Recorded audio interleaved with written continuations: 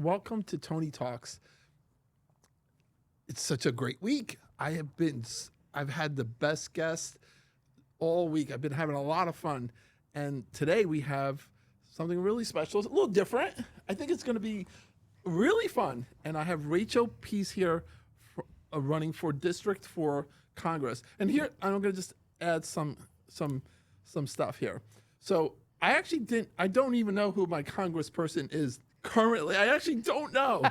Right? You're not the only one. I don't know. I recently did a really fun experiment, and I went all the way up and down the Seaside Heights, Point Pleasant, and Manasquan Inlet, and I asked people all day long. And I made sure they weren't Bennies first. So it was only locals, and not a single person knew the answer to the question. And here I am. I know who Rachel Peace is. I know who Rachel Peace is. This is fascinating. And I'm just so, I'm really like, honored that you're here. I'm honored that you have me. Thank you so much. I'm more focused on doing hyperlocal press and collaborations with young people and content creators because this is the district that I'm running in. I don't need to be in the New York Times necessarily. I really want to connect with, eventually maybe, but like right now I just want to connect with the community. So this is fantastic. Thank you. So explain, so we have a lot of time. I want to spend as much time as possible with you. Mm-hmm. And I don't know how this works. Running for Congress? I don't know. Like almost nobody does, and I didn't either. So I had to figure it out as I went. So what I just want here's what I want. My first question is what made you do this? That's a good question. You have to be like a little insane. Yeah, 100%. Okay. Yeah, my team doesn't like when I say that because they can totally like clip it. Yeah. Well, we're not gonna clip it, but to own a business, you have to be a little off center to do this, right? It's like why? Okay, I'll give you the answer. I really never planned to do this. Yeah. I have my career. Actually, I was a theater kid and a chorus kid, right? I went to Brick Memorial High School. I graduated in 2010. I went away to study theater. After a year, I was like, oh, I am a little fish and this is a big pond. So then I kind of switched gears and I ended up having a public relations degree and working in. Yes. So I worked for the New York City Tourism Board for many years. So I love New York. I mean, everybody at the Jersey Shore loves Broadway, right? But I love New York. Yeah. My son and daughter-in-law live in New York. Yeah. Yay, the new mayor. People have really mixed feelings about him, but he is proving to people what a true elected official should be doing. He's getting things done. He calls it pothole politics, I think, because he's doing the little things that make people's life better and tackling the big things. I'm a registered Republican. Are you? I'm a registered Republican. Let's get this on the record. Okay. But that's who we were fans of in '84. I vote. I'm not. You don't just vote the line. You kind of vote based off of the candidate. Sometimes I write it in. Yeah. I just don't. But that's what we were taught in 1984 when we graduated. You register for a vote, and you like Ronald Reagan. But I had a business for 40 years, and when it did really, really well, I think let's see, Clinton was president. Interesting. You brought up Reagan, right? I'm just saying the guy that I'm running against was elected at the same time as Reagan. I'm just saying like this is not a political show. This is just to get to know chat kind of thing. It's like I wouldn't even know how to change parties. You know what I'm saying? Like that's how I like. I'm a lot of people don't. Somebody asked me the other day because I was at a fair. I was at the Italian festival in Ocean Township. Oh, really? And I'm Italian. Wait, no, let's talk about that. You want to talk about? Okay, I'm Italian. No, keep going. That's where my last name comes from. People are always like, "That's not your real last name." I'm like, "Yes, it is." Yeah, I don't think so. The story is supposedly that at Ellis Island it was actually like Pece, like Pece. Oh. There was a misspelling, but I'll take it. I was born with the last name piece, and it's not going anywhere. That's nice. Yeah. But so somebody said to me like, well, I'm a Republican. Can I vote for you? And I was like, course. Yes, you don't have to vote a party. You can kind of do whatever you want in the primaries. But in the general, in November, you can vote for whoever you want to. Vote for whoever you want. That's what I do. Yep. That's how people should be. They should be looking into candidates, not just voting a party. Yes. I'm just saying. I'm putting that on the record. I'm saying it. I don't think I have to say it, but it's relevant to the context that we're talking about. Yeah. And I think people might want to know. It's like I vote for not who I like. No, I like a lot of people. Come on. Yeah. You pay attention to their policies and what they're running on. Try to. Yeah. We should try to, but so many people are I'm just saying we try to, right? They just don't believe in government and politicians anymore. They're like, oh, everybody's corrupt. Why would I even bother? I don't think so. A lot of people feel that way. What I'm saying is I don't believe that everybody's corrupt. Correct. Or I think they have the potential to put their hand in the cookie right. jar. Yeah. Yeah. But I don't want to spend too much time on that because I want to talk about you. But it's. I think it's generational too. Like in the same way that older generations were very brand loyal and they only got Tide detergent, let's say, or they stayed in a job their entire career. Younger generations, I feel like they don't even care too much about the parties anymore. A lot of them are unaffiliated, and a lot of them are just looking for someone who they think aligns with them on the issues. At least that's been my experience going around Monmouth and Ocean County. Right, but you have to listen to who's running, right? You have to listen to who's running. You have to invest the time. Yeah. You have to invest the time. And that's the thing is it takes time to look into candidates, and people are limited on time. I mean, they're working their butts off. They're exhausted. They're just trying to make it by. Like everyone's struggling financially right now. Yeah. So I think it's even harder for people to engage and to like put in that effort because like it's mental labor to like set aside time, research, figure out who's running. It's confusing. It's confusing. Yeah. Let's talk about hot topics. We have to do a little bit of this. We have to. Heck yeah. Data centers. Come on. What's going on? So I literally was just in Manchester at the council meeting because there was a proposal and the citizens of Manchester were really concerned. They don't want it. Data centers are one of the most uniting issues right now.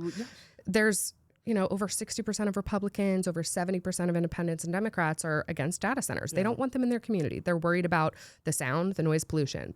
They're worried about the property value going down. They're worried about their electric bills going up. They're worried about their groundwater getting polluted, and on and on and on. Well, we're in an aquifer.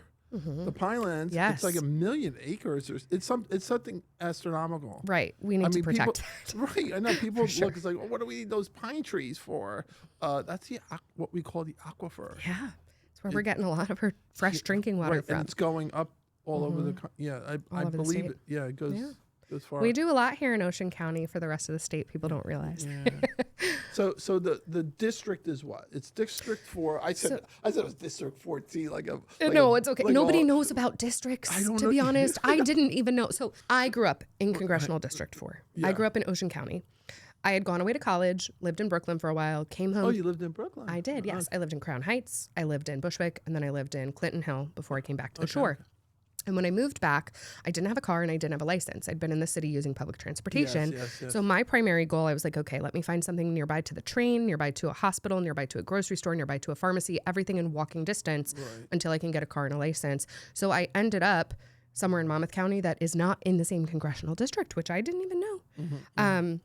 And nobody does, people like if you grow up here, you have Monmouth and Ocean County is just kind of the shore. And maybe you go to your pediatrician in Monmouth County and most people don't know what a congressional district is. They know about their county.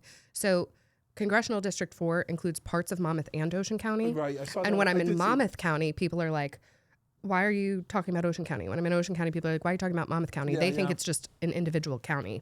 Yeah, it's a district. Yeah. Okay. Yep. So is there multiple Congress people that run or just one?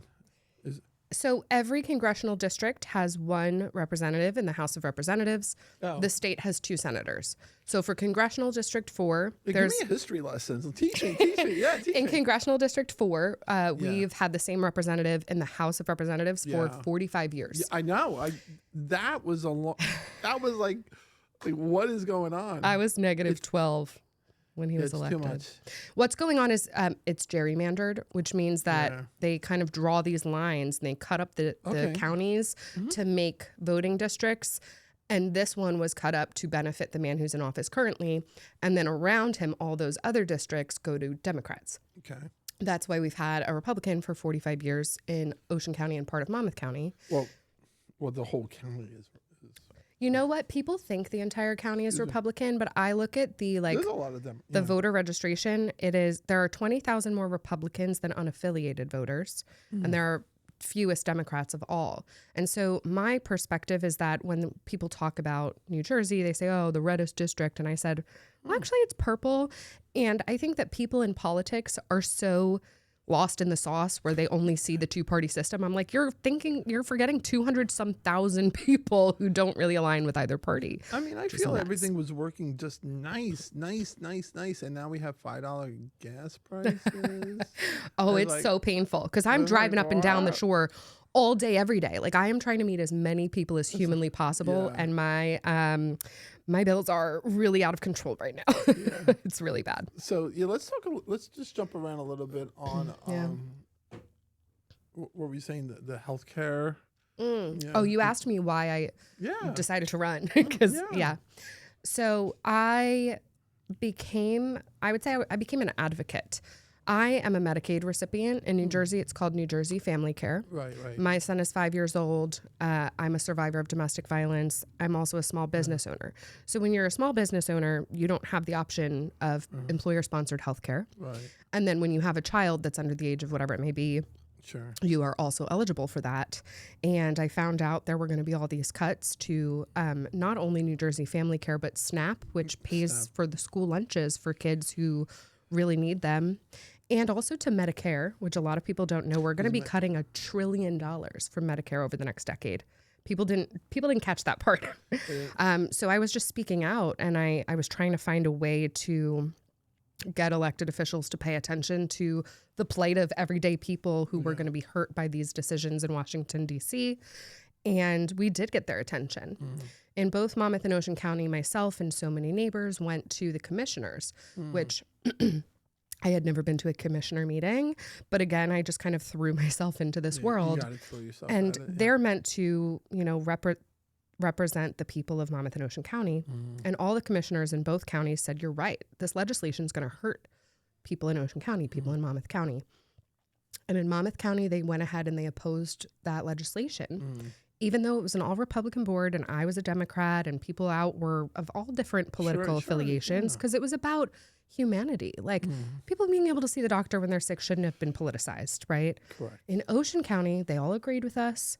And then our current congressman got them to totally reverse their position. They had on the record in the press talked about how they were going to support us, and then they didn't. And when he actively was aware that his constituents who pay his bills, right? If you're an elected representative, tax dollars pay your salary. Sure. You're supposed to do what the people want you to do in your district. And he went ahead and he cut those programs anyway. And I said, you know what? I'm going to run against this guy. Have to. And that's what I like saying to, in my mind, and the purpose of just like my little show, right? My little show, right? The little show is about, local legends, younger people, people who want to do something, want to change. Yeah. Want to change. I see this, just being in business for so long, for 40 years. Yeah. I just rounded up if somebody wants to, but I started, I'll tell you something. I started in 89, and I got to say it wasn't hard. I don't think it was hard. It was difficult, but if you compare it to 2026, my advice to anybody is like, don't even try. Don't bother. Don't open a business. Like that's too pessimistic is what I'm saying. So here's what I would say in response to that. It's too pessimistic to say. It's practical, right? Because we understand that people's purchasing power has gone down. It's broken immensely. Yes. There's actually a website. It's I think it's a Treasury website. They have a calculator, and you can plug in. Let's say in 1989, did you say is when you started your business? You were, let's say you made $80,000. Sure. It tells you now how much you'd have to make to just be able to kind of survive. It's $200,000. No, I think the first day I opened, I made like $65. Something like. Right. I was like, wow, this is great. Yeah. Your dollar went a lot farther back in the day. I had hope. I was like, this could go. This could go. Yeah. This way. A lot of people don't have hope right now, especially younger people. We need to bring that back for them. And so part of that is higher education was the path that was pushed on all of the millennials, for the large part the Gen Z. We need to start paying attention to diversifying pathways to prosperity, which means advancing entrepreneurship, advancing the trades, apprenticeships, Yes. and any programs that exist to help people save for or go away to college on grants, whatever it may be. Of We should be course. making that Higher available education, for of course. entrepreneurship and for the trades as well, because not everyone is cut out for college. And so many kids go away to a 4-year school. They don't know what they want to do. They spend $200,000. They enter the workforce with it's so not- much debt, and yeah. then there's no jobs for them, No. which is being exacerbated by AI, mind you. Correct. So what I'm really trying to do is to bring back hope to people by presenting alternative solutions to the problems that we're all facing.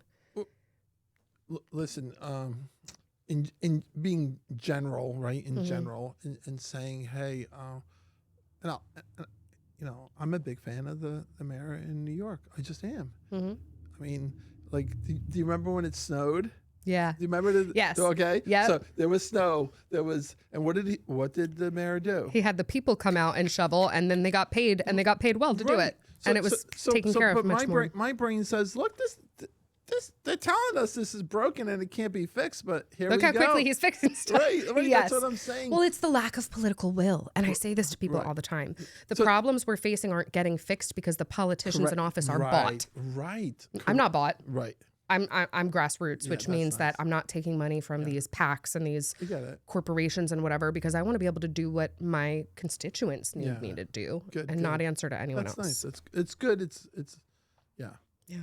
But my point to that is like, hey, we could get water. And just because I'm on the Instagram and I'm watching the things and it's fun and this that, and the other thing, and maybe I'm being naive and saying, oh, that he's fixing everything, but he's fixing things. He is. And I'm noticing it. His like, approval rating just keeps going up. Like, what are they fixing here? Right. Like, what are they fixing yes. here? It's a great question. you know, I live in Berkeley, and I'm not going to knock Berkeley, but we have a dog park. No, that's $200,000 they've spent on that. My brain was breaking, and they put it right. I mean, and people wanted it, but it just showed up one day, and I'm like, you know, it really did. It just showed up one day. I'm like, there's a dog park. The point to it, and I guess maybe the way my brain works is like everything is a business, right? So everything is a business to me in my brain. So if you don't have you got to pay for the dog park. Where's the money? And if you spent, and I love dogs. Let's get this out there. I love dogs. But here's the thing: is people deserve whimsy. Like, there's nothing wrong inherently with having the dog park, but what is not being taken care of, and what is money going to beyond the dog park that could be reallocated, right? I think it's all about how are we spending people's tax dollars, and do they see tangible benefits in their lives? Like, we're adding a dog park, but the other park over here is big enough, and why are we adding a dog park? It broke my brain for because it's right up the street. Yeah, you know, it just mentally breaks my brain. It's like because it's not free. It's, right. You know, so like you have to put the money where it works for the town. You know, here's what I think is a lot of people don't engage with their local elected officials. I don't. So it's like if there were something that you wanted fixed, say there's this one road where there's just always accidents, or there needs to be a different speed limit. Sure. So people don't engage with their local elected officials. No. They're not going to the town council meetings or, commissioner meetings, whatever it may be. And so if you notice something in your neighborhood that's bothering you, go out and tell them. Say, hey, what are you guys going to do about this? It's literally their job. It's literally their job. But it's like a squeaky wheel, right? So go be a squeaky wheel. Their bills are paid by your tax dollars. Yeah, it's literally their job. You're not. You shouldn't be made to feel like you're bothering. And start paying attention to the contracts, following the money, because there's a lot of corruption. Yeah. There's a lot of corruption, even here in Ocean County. Yeah, we need to get on that. Yeah, we need to keep our eye on these cookie jars. Seriously, and I want people to feel like they can do that with me if I'm elected. When I'm elected. Sure. I want people to be very communicative with me. There will be an open line of communication so that if they have a concern or they have a question or they need funding for some kind of project, I'm responsive to them. That is literally the point, to represent them. There's earmarks, there's grant dollars, et cetera, from Washington, D.C. that should be coming back to our district, especially because New Jersey's a donor state. We pay more taxes to the federal government than we get back as a state. Okay. So we should be absolutely making sure that our representatives are fighting to claw as much money from the big old federal pot and send it back for what we need. Yeah. So I want my constituents to be like, hey, I would really like for there to be upgrades to the town's infrastructure. Like, can you help with a grant? Can you help with an earmark? So that's really interesting. That's really interesting. So what are people asking for? Well, I think across the board, people are saying, hey, there's been so much overdevelopment. Yes, There's not enough public transportation. There's not enough walkability. I'm concerned about the environment and our open spaces.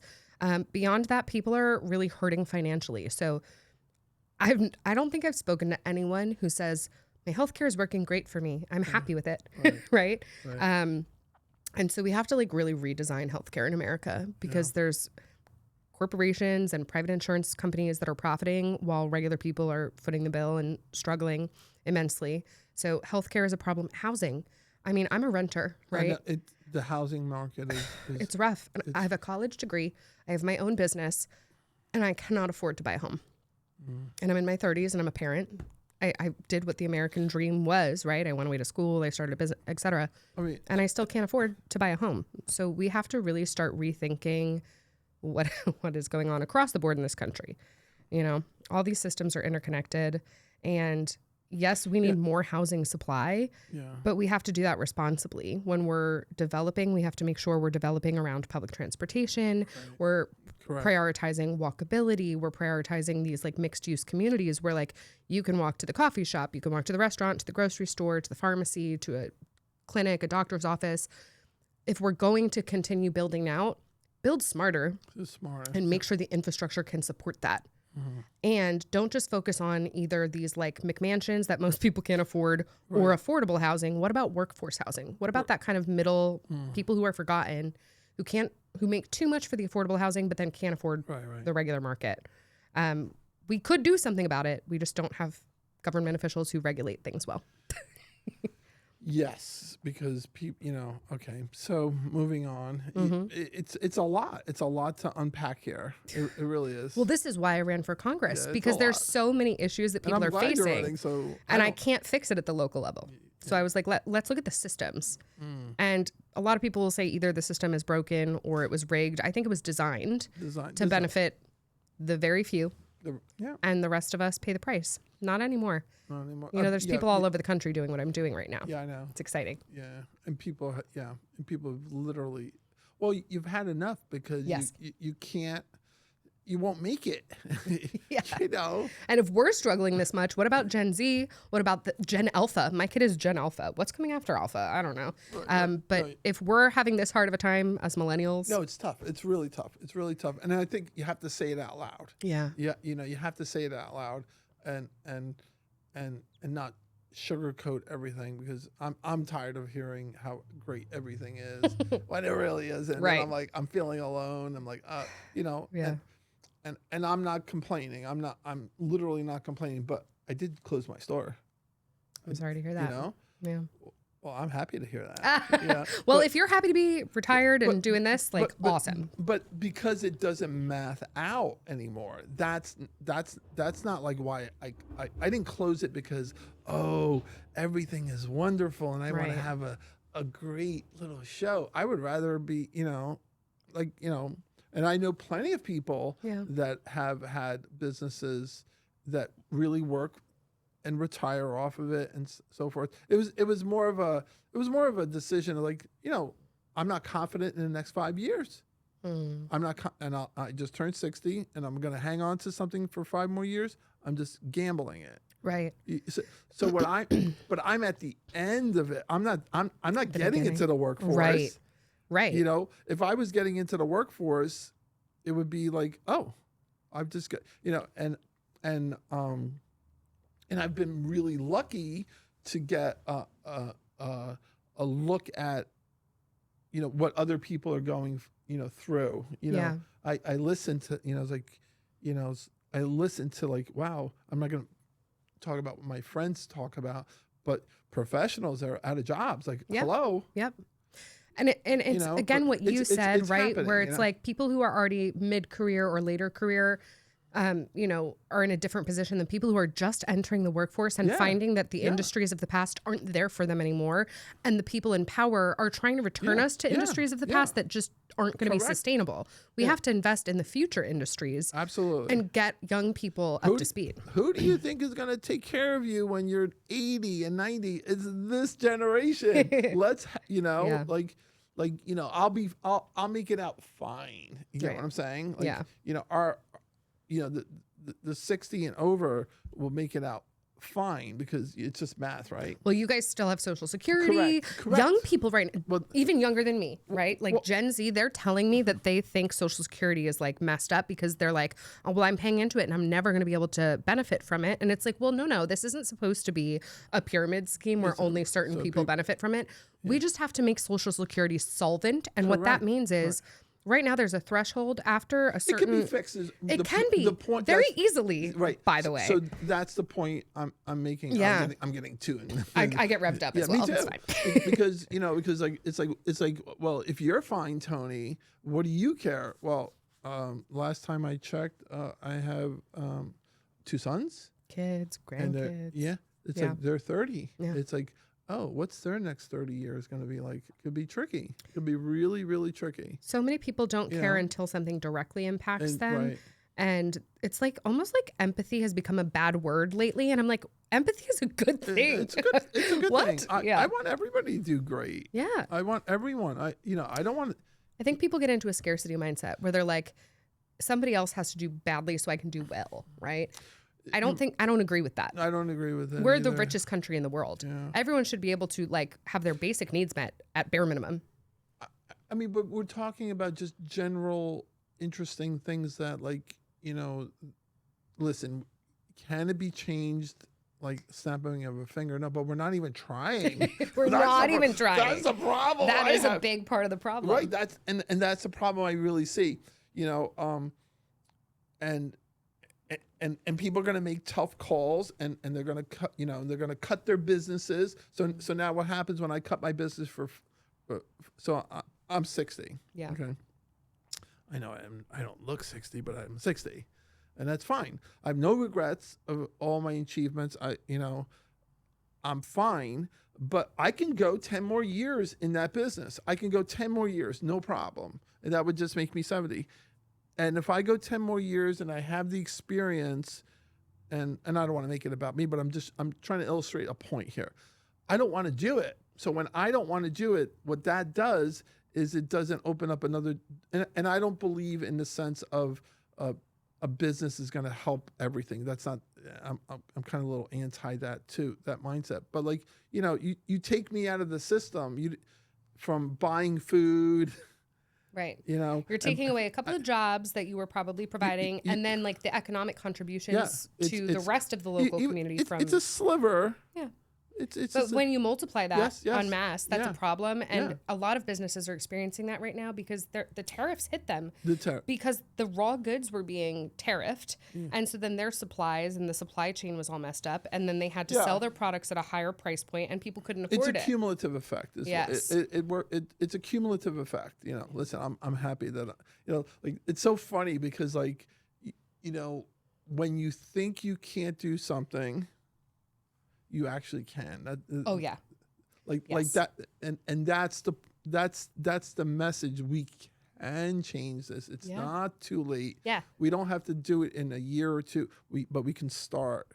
We can reverse it. So my slogan for the campaign is, let's hear it, a better way.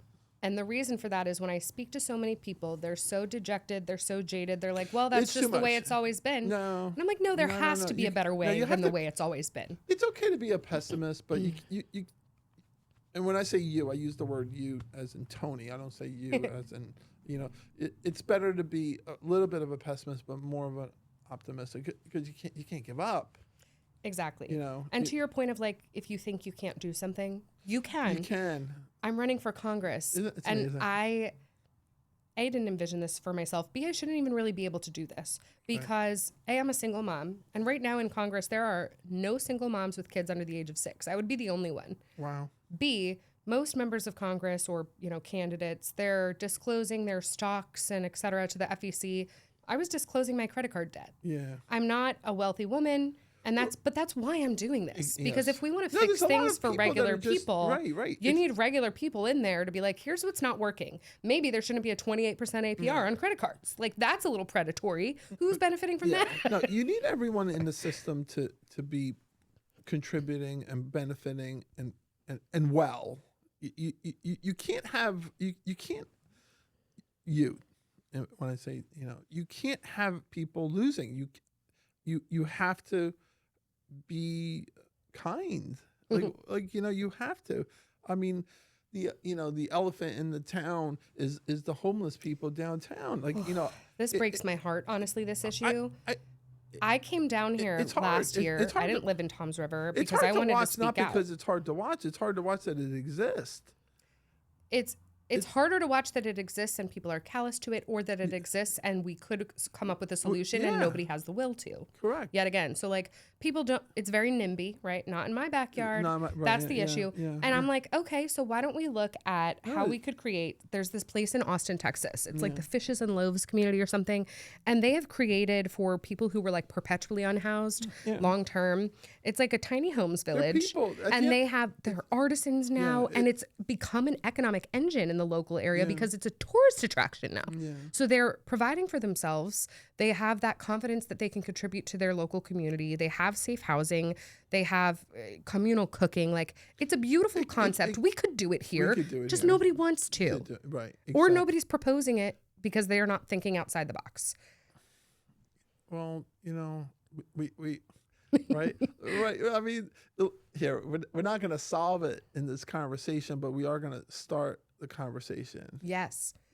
Yep. And that's really, in my brain, I'm like, oh, there's somebody saying it out loud. Yep. And they're running for Congress. I mean, I've spoken to many of the people who are unhoused outside of the library here. Yeah. They are more civically engaged than the regular citizen. They all know who Chris Smith is and that he's not here.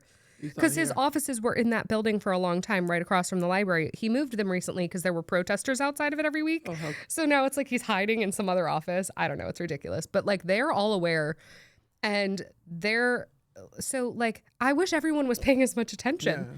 And also that people would talk to people again. Right. They're human beings. They're human, yeah. And they tell me their stories of how they ended up in these situations. That's why I went to speak. Myself and my son were unhoused for a couple of weeks once I left my domestic violence situation before I found housing back down at the shore. And so I always go to tell my story because I'm like, everyone is one unexpected crisis away from this situation happening to them. We have to stop judging people and we have to start having curiosity about what part of the system failed them, and then how do we fix it? That's my thoughts. I know it's a lot to unpack. It really is. It's and you can tell how you're riling me up. That's a lot. I get revved up because I have a real strong sensitivity to injustice, and there's a lot that's not just in our society. Right. But I say have the conversation. Hear it. Are we going to build a house without a blueprint? I don't think it's going to be a really strong house. That's actually the concept of my entire campaign is that I can't be an expert in everything. No. But there are amazing solutions in local areas all over the country. And if we look at those small pilot projects, it can be done. It can be done. We just have to scale them and fund them with our tax dollars. And then we could make equitable experiences for all kinds of people who are struggling. Yeah. You have to start with something. Yeah. And the conversation is the first thing. Yep.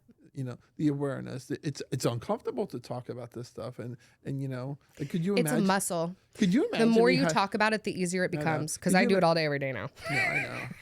No, I know. It's a muscle. Yeah. But it's okay to talk about it. It's okay. Yeah. It's okay to even be like a little bit riled up about it. We should be. Yeah, we should be riled up that there are members of our community that don't have a home. It's not acceptable. That don't have mental health care. That don't have food in their stomach when they go to sleep at night. There was it's out there, and it's So I want to pivot the conversation a little bit because it's a lot for me. Just Yeah. but We it's can go good. somewhere later. Yeah, but because it's a big conversation, and I think sometimes what happens is like it's it's a lot on the brain, right? You have to Yes. take it in low doses, right? You have to take it in low doses. But let's go back to the data centers because that's happening right Yes. now. Actively. Yeah, it's Here, around the country, yes, around the state. yes, Yeah. it's happening. And so catch us up to date on what happened in Manchester. All right. So there wasn't a single person in that room or outside because it was overflow. There were like over 100 people that couldn't even get in initially because the space couldn't accommodate the outrage of the community who had shown up. And there wasn't a single person who was like, yay, data centers. Right. Now, people were actively calling for the council to right then and there just pass an ordinance. Don't allow data centers, have a moratorium, have a ban. There's like 40 other municipalities in New Jersey that have already done it. They've done it. But they wouldn't do it on the spot. And people were like, well, why not? You got to call them out, say that. The mayor just came out, I think today, saying he doesn't want data centers in Manchester either. Read it, yeah. So let's see. But I encourage people to keep showing up. Right. Because as soon as you take your foot off the pedal, they'll do stuff behind the scenes, right? I can't say one way or the other what his intentions are, but he is saying he's against it. Let's hold him to that. Right. Hold your elected officials accountable. Saying is nice, but let's, Right. Yeah. I've already experienced when elected officials say something and then go back on it when they get pressure from the right levers. This is just a general question. It's not even a specific one. So if somebody wants to go to a town council meeting, you don't even have to live in the town, right? No, you can, Right? Because I was in Manchester. I don't live in Manchester. No, I'm just my saying. cousin's family lives in Manchester. I spent a lot of my childhood playing cops and robbers in their backyard. But I'm saying you can go to these meetings, right? Yeah. Like the Times River has one. You can. Yeah, every town has council meetings. Anybody can go to any one of them. Yeah. Yeah. Yep. It just takes there's a lot of people. If everybody showed up, it'd be one thing that I noticed is that a lot of times people aren't aware of when the council meetings happen, and also like some meetings happen in the middle of the day, so it becomes inaccessible. Yeah. And that's really not cool because people should be able to access their elected officials. We should schedule things in a way that people have access to them. Everyone should be recording and streaming this stuff. It's 2026, so that if somebody can't make it, they can watch it online later, Right. And be informed about what's going on. Because a lot of stuff happens behind closed doors, especially in New Jersey politics, right? And that's across the aisle. People are like, stop it with the cigar smoke in back rooms and these secret handshake deals. Is it really that bad? Yes. New Jersey politics is notoriously corrupt. And I've been in this I'm really space naive. for 1 to 2 really years, naive. and I'm seeing it firsthand. Yeah. Okay. Yep. Can't have that. Got to change it. Yeah. I mean, it's right. I'm hearing it. I get to interview you like right here, right? Yeah. And it's amazing. I'm a regular person. That's what I want people to know about me is like, yes, I'm now the nominee for Congress in CD4, but I'm still myself at my core, and I'm very approachable, and I desperately want to talk to people. Sauce or gravy? Sauce? Good. Yeah. Sauce. If you asked me pork roll or Taylor ham, that's very easy for me. Pork roll. Obviously, we're at the Jersey Shore. I don't know if that's a thing on the show, but I've been asking people, just checking in with people, just like because I want to know the logic. I'm like, okay, yeah, sauce. All right, it's weird. I don't like turkey, so it's a weird question for me because I'm like, I don't want sauce, turkey. I don't want any of it. I don't like turkey. So funny. Yeah, I was just making sure you're a regular person. I am a very regular person. Yes. That's so nice. So yeah, I want people to talk to me if they see me on the street. I want people to comment online, and I'll answer them. I try to be super responsive. I stopped and went to see you. Well, on Tuesday, but you weren't. But you're going to be there next week. Yes. Yeah, I don't make it to every single protest. Well, there's a whole lot going. It's a lot. It's a lot. Yeah, it's a lot. But I started going to those protests before I was running for Congress. Yeah, I've always been someone who's out in the community among like people who are advocating around various issues. See, that's good. Yeah. I think that's why people trust me because they knew me from before this. Oh, okay. I hope. At least I hope. We hope. Okay, good. Yeah, but I saw you. So let's talk about some events that are coming up. I have an event tonight. I have a fundraiser in Toms River. We do fundraisers. Yeah, you have but to, right? They're not like, what you might envision. It's not like people coming in and writing me checks for $5,000 or something. It's like regular people in the community, open up their homes, invite their friends and family and neighbors. Cool. And then we also do a ton of meet and greets. Oh, do you? And then beyond meet and greets, I also go to like every fair, festival, park, anything you can think of where regular people are in a non-political setting, I go to talk to them there. That's good. That's good. Because there's this thing in politics that I've encountered where like they have these clubs, et cetera, but people don't know about them. People aren't coming out to them. No. If you're, especially if you're a younger person or a parent, you're not paying a babysitter to go to a it's not political meeting. You're No, going to it's go on a date night, or you're going to take your family to the boardwalk, whatever it may be. Right. So I'm very accessible. I can't tell you off the top of my head all of our events, Sure. but I'm just curious. peaceforshore.com/events. Yes. We list everything on the website. Yeah, we're going to list that into the comments and so forth. Yeah. But that's really, really good. Yeah. So we're going to take a break. Okay. And then we'll come back. Sounds like a plan. Good. All right. Great. So we're back. That was really interesting. Let's talk about what were your summers like in New Jersey and wherever? Well, depends on the summer. So as a kid growing up, our beach that we went to was normally Avon by the Sea. Okay. But also dependent on like what age I was either gymnastics or ballet or soccer. I was a soccer ref in Brick. Oh. That was my first job. Oh, I made $20 an hour at the age of 12. It was good money back then. did you watch the World Cup? I've been asking everybody. I've been asking everybody. This is going to be so embarrassing, but I had no free time. I did not watch the World Cup. Oh. Okay. No. I mean, everybody was doing it, but I was busy meeting everybody. Yeah. Okay. Wait. No, I didn't. You didn't. Okay. But I played soccer. Were you good? Were you really good? I was really good. Really? I was an offensive soccer player. Okay. But my parents are very religious, so they never let me do travel soccer because of church on Sundays. And so I was only in rec, and I like went as far as I could go, and then I transitioned to being a referee. Okay. What else were my summers like? After a while, when I got a little older, I started going to like Manasquan with my friends because it was like the more local of the beaches versus Point. Yeah. But like obviously the Jinx Boardwalk, we all grew up there. The Brick Plaza. I mean, I was at the Barnes and Noble. I was at the movie theaters. It was just a very regular Ocean County upbringing, I would say. And you said you worked at pizza. I don't want to get into that. Yeah, I worked at a pizzeria on Herbertsville Road. Were you cutting pizza? Were you I definitely still have a scar on one of my arms from the pizza oven for sure. Yeah. I feel like, are you from Jersey if you didn't work in a pizzeria? It's like everybody. Yeah. It's a rite of passage. I worked at a daycare. I've been working since I was literally 12. Yeah. Like I've always worked. And now, I mean, I work currently for myself, which is great. It gives me the flexibility because I have a 5-year-old and I'm a single mom.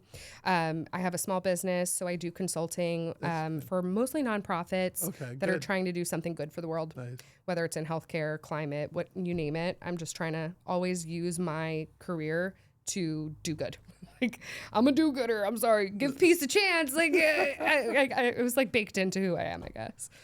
It caught me. I was like, okay, this is good. Yeah. I mean, how could I not run in this moment? We're at war with like everybody. Right. You know, vote for peace. Vote for peace. Nice and easy. Of course. Yeah. That's really great. Yeah. So I had a really good time. I had a really nice time. I think you need to come back again. I'm down. I'm down here all the time. Because there was just so much to unpack, you know? We can get into as many issues as you want to. And I just feel like we just needed a little bit more time. It was great to meet you the first. Thank you so much. Yeah, that was nice. I'm really happy that we had this conversation. What do you think? What do you think of the studio? It's really nice. Isn't it great? Yeah. Isn't it great? Honestly, I should probably start filming content here for my own socials. Yeah. I'm always like trying to find like a spot in my house that doesn't have toys or something behind it. Downtown is really beautiful. Yeah. I love the walkability of downtown Toms River. We really need more walkable spaces, less car dependency. Like I said, I've lived in Ocean County forever and ever, and you have to pass through this little section right here. You have to do it if you live south of here. You have to pass, or you have to go on the Parkway. And I think I've spent more time downtown in the last, since I started this, maybe 4, 5, 6. I don't know, let's call it 5 months ago. Yeah. Than my entirety, and it is so cool. There's so after this, later tonight I'm going to the chess club. Nice. The chess club. Were you already a member of the chess club before you interviewed the guys from the chess club? My son is the vice president of the chess club. Ah, okay. I see. But the person I interviewed, a shout out to Nick Carlson. Shout out Nick. Yeah, he's the chess club. And the point I'm trying to say is there's so many interesting things happening in Tom's River. There's so many interesting things. There's so many interesting people here. Yes. There's there's also that's who so I many wanna talk to. amazing initiatives like that I've learned about, especially while going through this process. You know, like there's the CLCL Foundation. Yeah. I think it's like Choose Love, Celebrate Life or something. It's great. They have like this warm line where it's like if you need resources, they'll connect you to any of the resources that exist across Ocean County. They have community threads and Brick where like if you don't have clothes, like just go there and get them. Like it's just people bring what they don't need and people come in and take what they need. It's really beautiful. We need more of that. We're getting it. We are. They want the IRL in real life experiences, right? Yeah. I mean, we're going back towards analog. People really want to connect. I was in a movie. You were? Well, it's yes, I was. I really was. was. Documentary. Shout out to Boys with Ties. Yeah, so I was in a movie, and the boys, it's pretty interesting. It's like so wild, and it's shot in analog. Cool. Yeah. That's So, awesome. Yeah. Yeah, I feel like Gen Z is now like starting to use like digital cameras, and they're like, "Here, let me show you how to hold it." And I'm like, us millennials had our digital cameras on our wrists all throughout college. Yes. We uploaded albums of like 20,000 photos. It wasn't Selects back then. Like our Facebooks were wild. There's the Tom's River vintage T-shirts right around the corner. It's a little interesting. Little Street, community, yeah, little bit downtown business district. Main Street, We need to revitalize downtowns in all of the shore. What do you think Cross I've been Mountain doing? What do Ocean. you think I've been trying to do? All right, that wraps it. All right, thank You're you for gonna come having back? me. I'll come You back. Promise? And Before. I don't promise I'll come back before the election because my calendar is wild. But I will come back after I'm the congresswoman, and That'd then be you great. can ask me what I've actually accomplished. That's And we great. can continue the conversation that we started today. All right, thank Deal? You. Thank you. Can your readers go learn more about me at We're peaceforshore.com? gonna put that all into the Perfect. to the captions. Thanks, It's Tony. really, really great. It was really great. Kidding. Yeah. I'm a hugger. Yeah.